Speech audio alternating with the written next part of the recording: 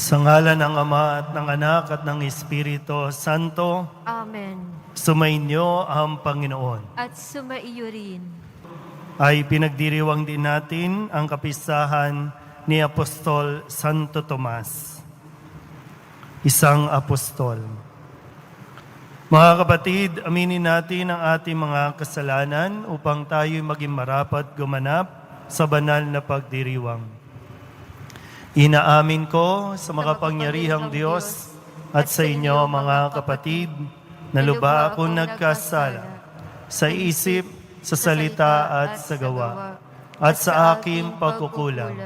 Kaya isinasamo ko sa mahal na Birheng Maria, sa lahat ng mga anghel at mga banal, at sa inyo mga kapatid na ako'y panalangin sa Panginoong ating Diyos. Kaawaan tayo ng makapangyarihang Diyos, patawarin tayo sa ating mga kasalanan at patnubayan tayo sa buhay na walang hanggan. Amen. Panginoon, kaawaan mo kami. Panginoon, kaawaan mo kami. Kristo, kaawaan mo kami. Kristo, kaawaan mo kami. Panginoon, kaawaan mo kami. Panginoon, kaawaan mo kami.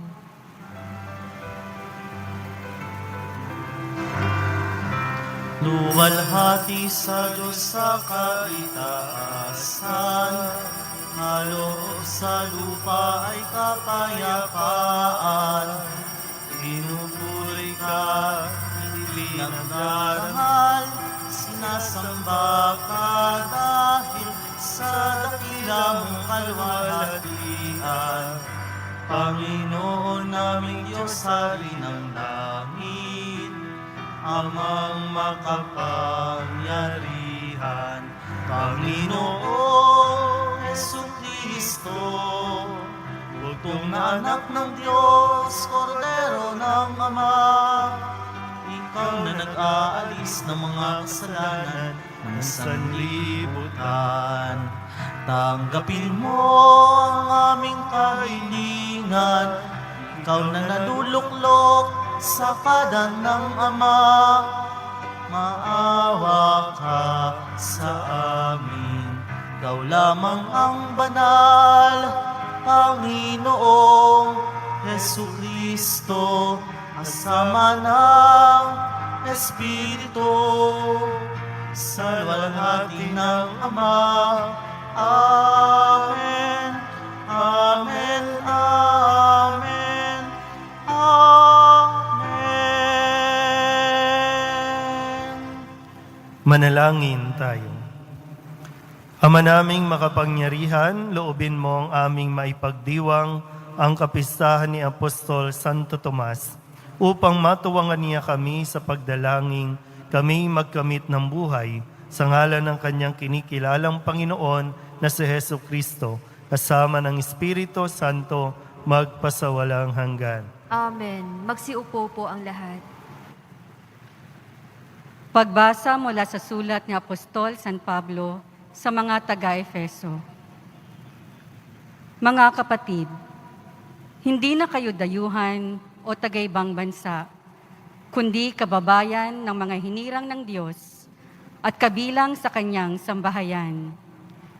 Kayo'y itinayo rin sa saligan ng mga apostol at mga propeta, na ang batong panulukan ay si Kristo Jesus. At sa pamamagitan niya, nagkakaugnay-ugnay ang bawat bahagi ng gusali at nagiging isang templong banal. Dahil din sa inyong pakikipag-isa sa Kanya, kayo may kasama nilang naging bahagi ng tahanan ng Diyos sa pamamagitan ng Espiritu. Ang salita ng Diyos. Salamat sa Diyos.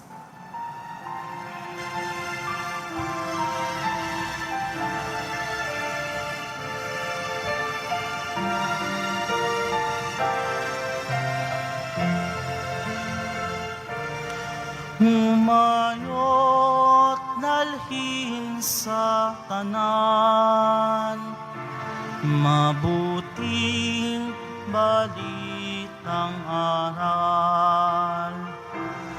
Humayot nalhin sa tanan, mabuting balitang aral. Purihin ang poon, dapat na purihin ng lahat ng bansa. Siya ay purihin ng lahat ng tao sa balat ng lupa. Umayot dalhin sa tanan, mabuting balitang aral. Pagkat ang pag-ibig na ukol sa ati dakila at wagas, at ang katapatan niya'y walang wakas. Humayot dalhin sa tanan, mabuting balitang aral. Humayot dalhin sa tanan, mabuting balitang aral. Magsitayo po ang lahat.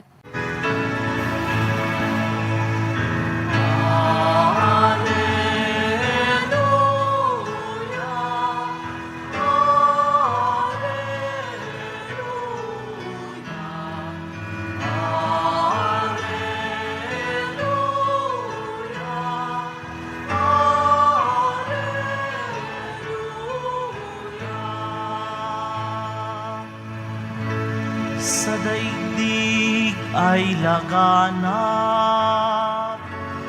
liwanag na sumisikat, salitang buhay ng lahat. Alleluia, Alleluia.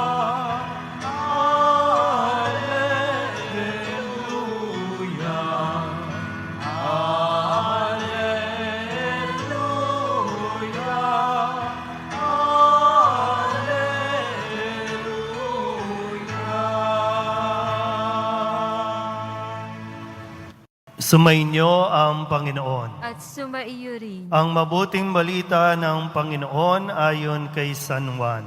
Papuri sa iyo, Panginoon. Si Tomas na tinaguri ang kambal, isa sa 12, ay hindi nila kasama nang dumating si Jesus. Kaya't sinabi sa kanya ng ibang alagad, "Nakita namin ang Panginoon."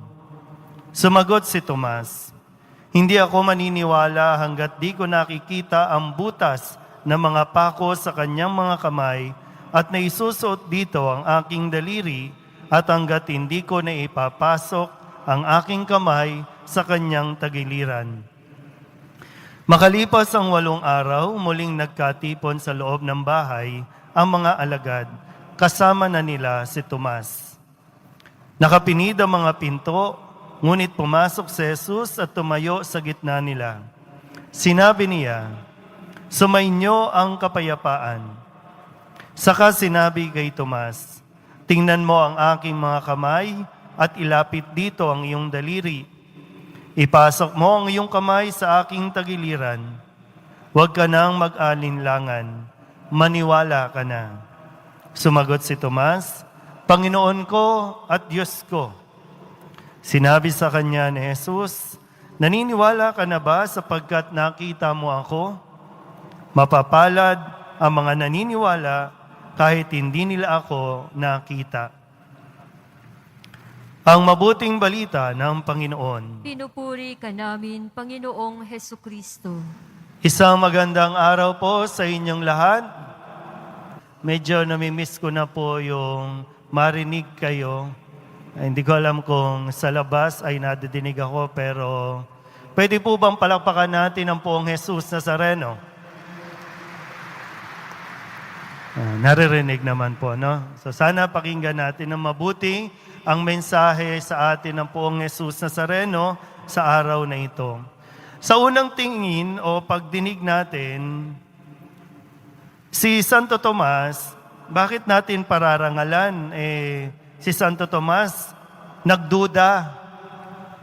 Pinagdudahan niya kung totoo ngang nabuhay si Kristo at kung totoo ngang nagpakita sa kanila. Naranasan nyo na bang magduda o mas naranasan ninyo ang pagdudahan? Alin ba sa dalawa? Pero isang tanong ang nais ko pong ibato sa inyo, no? Kung sakasakali, saan ba kayo dinadala ng pagdududa ninyo? Saan ba kayo dinadala ng pagdududa? Tingnan natin muna yung ebanghelyo natin, ha? Si Santo Tomas, kailangan alam natin kasi yung konteksto at inaalam natin saan nanggagaling yung pagdududa ni Tomas. Si Tomas kasi, isa sa mga alagad na nang iwan kay Jesus. Naduwag si Tomas. Tumakas si Tomas nung hulihin si Jesus. Tumakbo at nagtago din si Tomas. Kaya dala-dala niya yung guilt, no, na yung sa damdamin niya, mabigat para sa kanya yung nagawa niya. Kaya nagdududa siya kung totoo ba na nagpakita si Kristo sa kanyang mga alagad. Kaya nga, sabi niya, hindi ako maniniwala hanggat hindi ko nakikita. Kasi nandoon pa yung dala-dala niya na, paano mangyayari yun? Kasi matapos lahat ng ginawa ko sa kanya, matapos yung isinukli ko kay Jesus, na ginawa niyang lahat ng kabutihan, tinanggap ako, pero nung panahon na siya ay hinuli, naghihirap, at nakapako sa krus, wala ako sa tabi niya. So, kaya ba akong patawarin ni Jesus? Kaya ba akong lapitan ni Jesus? Yun ang kanyang pagdududa. Pero, yung tanong, saan dinala ng pagdududa si Santo Tomas? Dinala si Santo Tomas sa mas malalim na pananampalataya. Pero isang maganda dito, inunawa ni Jesus yung pagdududa ni Tomas. Kaya nga yung pagdududa niya, hindi ako maniniwala hanggat hindi ko nakikita yung sugat, yung butas sa katawan niya. Naintindihan yon ni Jesus. Kaya, okay, para maniwala si Tomas, nagpakita nga talaga si Jesus. At sabi niya kay Tomas, ito na yung sugat. Ilapit mo na yung daliri mo. Tingnan mo na. Hindi galit si Jesus, kundi gusto niyang tugunan yung pagdududa ni Tomas. At dahil doon, mas lumalim ang pananampalataya ni Tomas para ipahayag niya ang pananampalataya na sinasabing, Panginoon ko at Diyos ko, na hanggang ngayon ay pinapahayag natin. Malinaw po ba? Ngayon, ilalagay ko sa konteksto natin itong pagdududang ito. Normal ba ang magduda? Normal yan. Mayroong mga doubts o pagdududang kinakailangan, mayroon din naman pagdududa na hindi kinakailangan. Necessary at unnecessary. Ngayon, tingnan natin at pagnilayan natin, kaya nga yung tanong ko kanina, saan ka dinadala ng pagdududa mo? Doon sa mga laging pinagdududahan, lalo na yung sa mga may asawa, sa may mga karelasyon na sinasabi para ba, alam mo naman kung bakit ka pinagdududahan, di ba? Kasi may ginawa ka. Kailangan mong patunayan na wala ka na talagang ginagawa. Pinagdududahan ka na baka, saan ka pupunta? Baka may kikitain ka na naman dyan. Baka may kachat ka na naman dyan. Baka may kausap ka na naman dyan. Alam mo kasi kung saan nanggagaling yung pagdududang binibigay sa'yo. Mayroon kasing ginawa. Patunayan mo na wala talaga. Pero doon nga sa sinasabi, saan ka dinadala ng pagdududa mo? Mas lumalalim ba ang relasyon ninyo? O medyo mas lumalayo ang inyong relasyon? Kung sa tingin mo hindi na nakakabuti, itigil mo na rin yung pagdududa. Kasi iiyak-iyak na naman tayo sa Nazareno, di ba? Niloloko ko.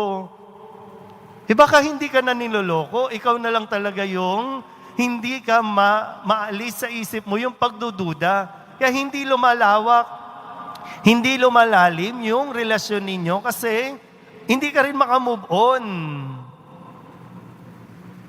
Ay, mga lalaki naman kasi, intindihin nyo yung pagdududa ng mga asawa ninyo, yung mga partner ninyo. Kasi, loko-loko ka rin kasi, di ba?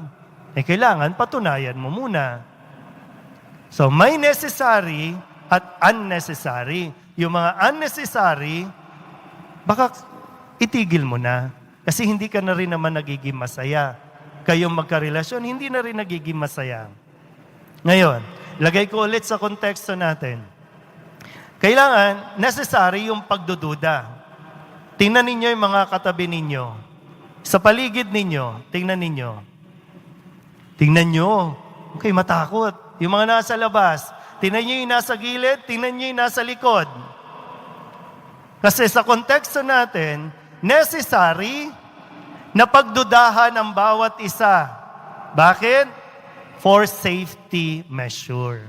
Pero muli, sasabihin ko nga, saan tayo dinadala ng ating pagdududa? Nawa po, katulad kay Santo Tomas, nang magpakita si Kristo, nawala ang kanyang pagdududa. Tinanggal ng poong Jesus Nazareno ang kanyang pagdududa. Ngayon, sa atin din, pag nagpatuloy tayong magduda sa kakayahan at kapangyarihan ng poong Jesus Nazareno, mas malaki ang nawawala sa atin. Pag nagpatuloy tayo na pinagdudahan ang biyaya ng poong Jesus Nazareno, tayo din ang talo. Huwag mo nang pagdudahan, kahit ano pa ang nararamdaman mo, kahit ano pa ang nagawa mo, mahal ka ng Diyos, kaya kang patawarin ng Diyos. Walang duda, mahal tayo ng Diyos. Amen? Magsitayo po ang lahat.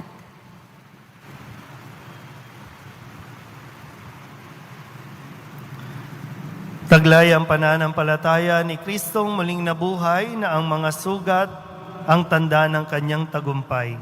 Ilapit natin ang ating mga kahilingan sa Ama ng Habag. Ang ating itutugon, Panginoon, tulungan mo kami sa aming kahinaan. Panginoon, tulungan mo kami sa aming kahinaan. Bilang isang simbahan, naway hindi tayo magkulang sa pagpapahayag ng ating pananampalataya sa mga taong hindi sumasampalataya.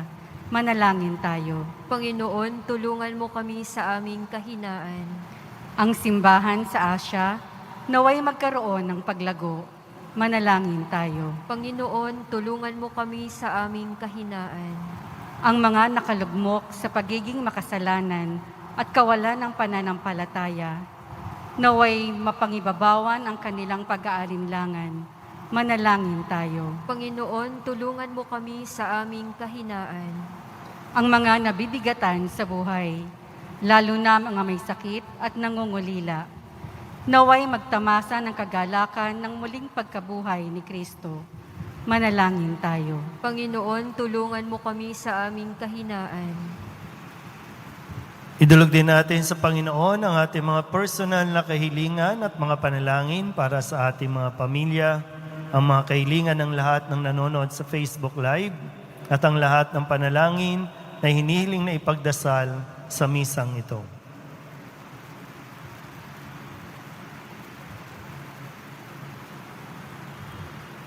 Ang lahat ng ito inihiling namin sa ngalan ni Kristo, ang aming Panginoon. Amen. Magsiupo po ang lahat.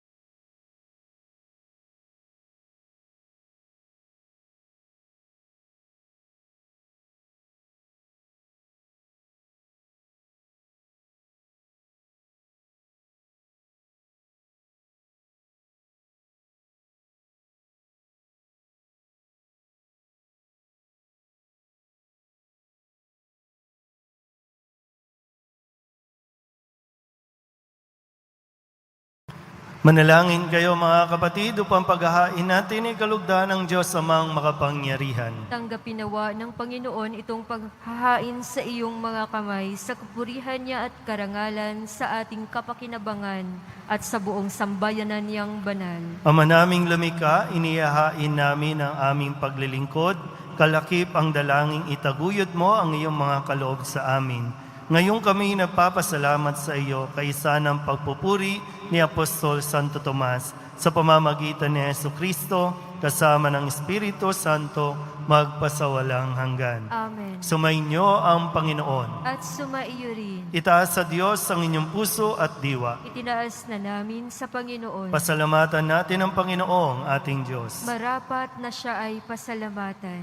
Ama naming makapangyarihan, tunay nga marapat na ikaw ay aming pasalamatan sa pamamagitan ni Jesucristo na aming Panginoon. Itinatag niya ang iyong sambayanan at ang mga apostol ay salig at katuwang sa pagpapanatili ng iyong pagmamahal na di magwawakas kahit kailan. Kaming sambayanan mo dito sa daigdig ay katibayan ng pamumuhay sa langit. Kaming naririto ang tagapagpahiwatig sa pagkakaisa ng tanan sa iyong pag-ibig. Kaya kaysa ng mga anghel nagsisiawit ng papuri sa iyo, nang walang humpay sa kalangitan, kami nagbubunyi sa iyong kadakilaan.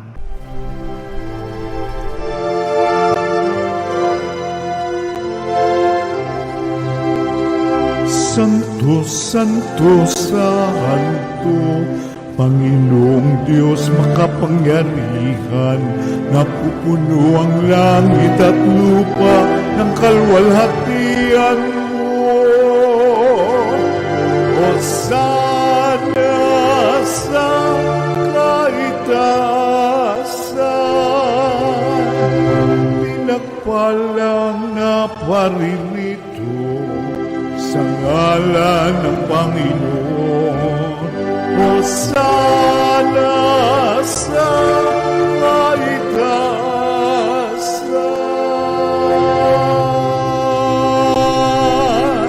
Ama naming banal, ikaw ang bukal ng tanang kabanalan, kaya't sa pamamagitan ng iyong Espiritu, gawin mong banal ang kaloob na ito upang para sa aming maging katawan at dugo ng aming Panginoong Hesukristo.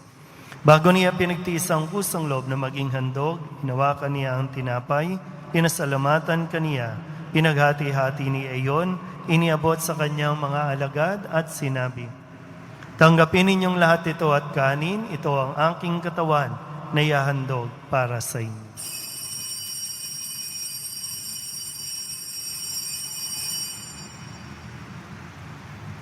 Gayun din naman ang matapos ang hapunan, hinawakan niya ang kalis, muli kaniyang pinasalamatan.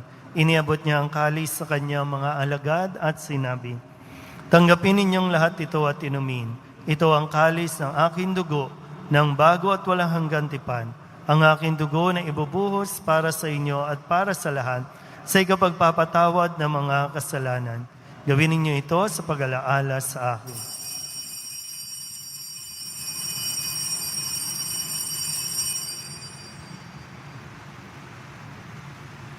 Ipagbunyihin natin ang misteryo ng pananampalataya.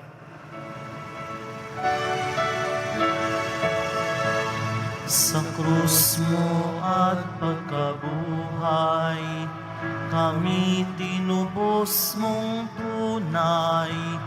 Poong Jesus, naming mahal, iligtas mo kaming tanan. Ngayon at magpakailan paman. Ama, ginagawa namin ngayon ang pag-alaala sa pagkamatay at muling pagkabuhay ng iyong anak, kaya tiniaalay namin sa iyo ang tinapay na nagbibigay buhay at ang kalis na nagkakaloob ng kaligtasan. Kami nagpapasalamat dahil kami iyong minarapat na tumayo sa harap mo para maglingkod sa iyo. Isinasamo namin kami magsasalo-salo sa katawan at dugo ni Kristo ay mabuklod sa pagkakaisa sa pamamagitan ng Espiritu Santo. Ama, lingapin mo ang iyong simbahang laganap sa buong daigdig. Puspusin mo kami sa pag-ibig kaysa ng kaparian. Alalahanin mo rin ang mga kapatid naming nahimlay na may pag-asang sila'y muling mabubuhay gayon din ang lahat ng mga pumanaw. Kawaan mo sila at patuloyin sa iyong kaliwanagan. Kawaan mo at pagindapating kaming lahat na makasalo sa iyong buhay na walang wakas. Kaysa ng mahal na Birheng Maria na ina ng Diyos, ng kabiyak ng puso niyang si San Jose. Kaysa ng mga apostol at ng lahat ng mga banal na namuhay dito sa daigdig ng kalugod-lugod sa iyo, may pagdiwang nawa namin ang papupuri sa ikararangal mo sa pamamagitan ng iyong anak na aming Panginoong Hesukristo. Sa pamamagitan ni Kristo, kasama niya at sa Kanya,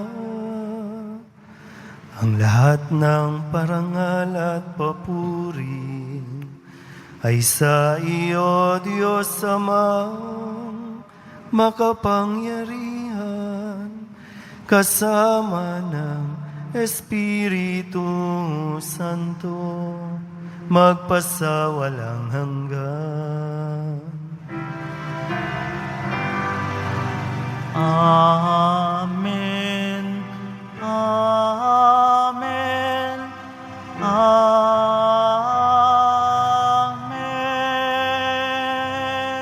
Buong kababaang loob tayong tumawag sa ating Panginoon ng Ama namin.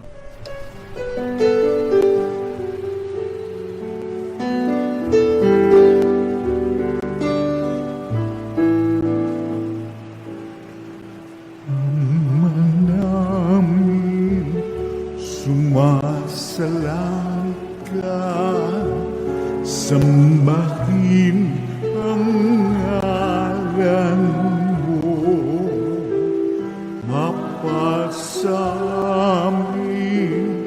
ang kaharian mo, sundin ang loob mo dito sa lupa para nang sa langit. Bigyan mo po kami ngayon ng aming kakanin sa araw-araw at patawarin mo kami sa aming mga sala, para ng pagpapatawan namin sa nagkakasala sa amin, at huwag mo kaming ibang dulot sa tukso, at yadya mo kami sa lahat ng masama. Hinihiling namin kami iadya sa lahat ng masama, pagkalooban ng kapayapaan araw-araw, iligtas sa kasalanan at ilayo sa lahat ng kapahamakan, samantalang aming pinananabikan ang dakilang araw ng pagpapahayag ng tagapagligtas naming si Hesukristo. Sapagkat iyo ang kaharian at ang kapangyarihan at ang kapurihan magpakailanman. Amen. Panginoong Hesukristo, sinabi mo sa iyong mga apostol, kapayapaan ang iniiwan ko sa inyo, ang aking kapayapaan ang binibigay ko sa inyo. Tunghayan mo ang aming pananampalataya at huwag ang aming mga pagkakasala. Pagkalooban mo kami na kapayapaan at pagkakaisa ayon sa iyong kalooban, kasama ng Espiritu Santo, magpasawalang hanggan. Amen. Ang kapayapaan ng Panginoon ay laging sumainyo. At sumaiyo rin. Magbigayan po tayo ng kapayapaan sa isa't isa.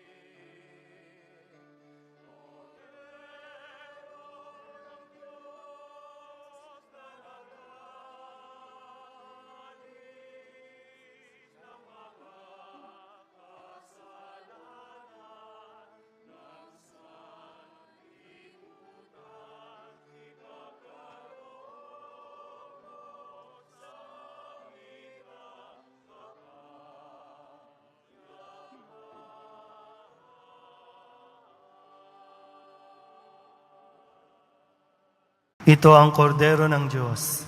Ito ang nag-aalis ng kasalanan ng sanlibutan. Mapalad ang mga inaanyayahan sa kanyang piging. Panginoon, hindi ako karapat-dapat na magpatuloy sa iyo, ngunit sa isang salita mo lamang ay gagaling na ako.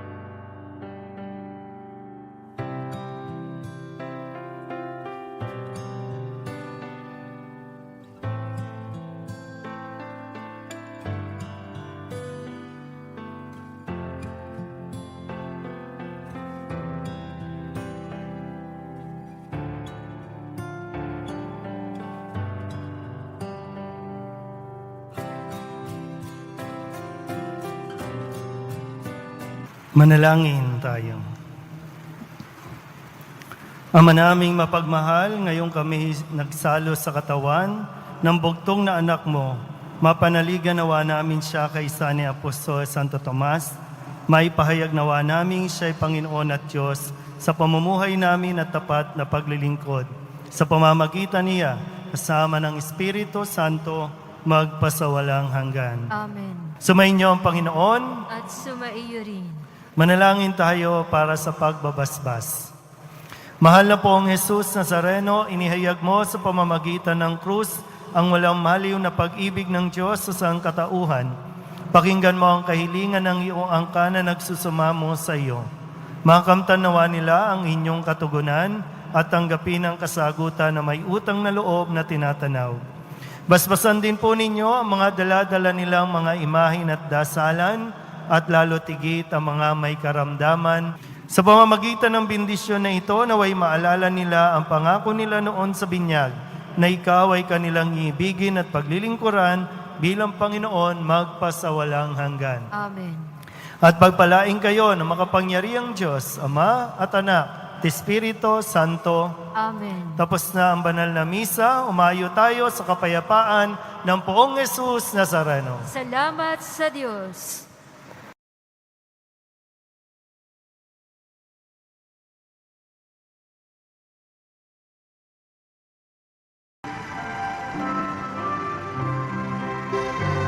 Nuestro Padre Jesus Nazareno, sinasamba ka namin, pinipintungo ka namin, aral mo ang aming buhay at kaligtasan. Nuestro Padre Jesus Nazareno, iligtas mo kami sa kasalanan. Ang krus mong kinamatayan ay sagisag ng aming kaligtasan. Nuestro Padre Jesus Nazareno, dinarangal ka na amin.